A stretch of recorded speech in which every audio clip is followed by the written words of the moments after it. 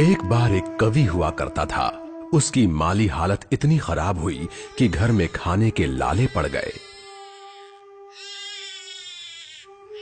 इसी कारण उसने महल में जाकर राजा से मदद मांगने का फैसला किया।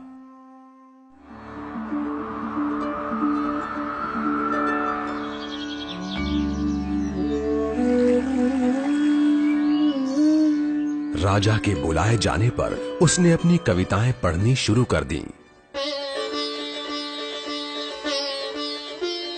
वाह वाह वाह वाह वाह वाह।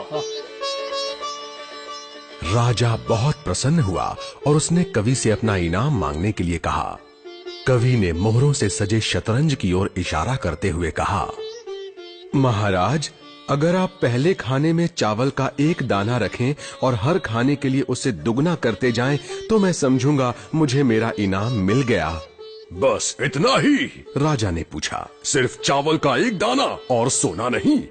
जी हाँ महाराज। तो फिर ऐसा ही हो। दरबारियों ने चावल के दाने रखने शुरू कर दिए।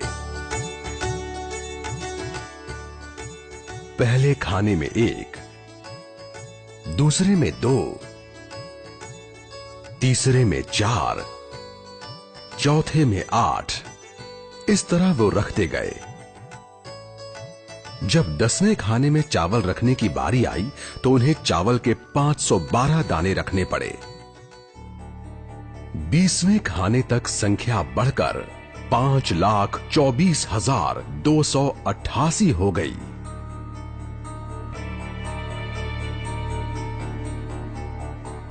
आधे हिस्से तक आते आते 32वें खाने में चावल के दानों की गिनती 214,74,83,648 हो गई। जल्द ही गिनती अरबों खरबों में बढ़ गई।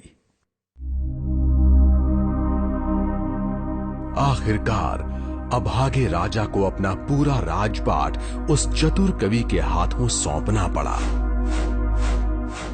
और इसकी शुरुआत चावल के सिर्फ एक दाने से हुई थी। कहानी की सीख, चक्रवृद्धि की ताकत को कम नहीं आंकना चाहिए।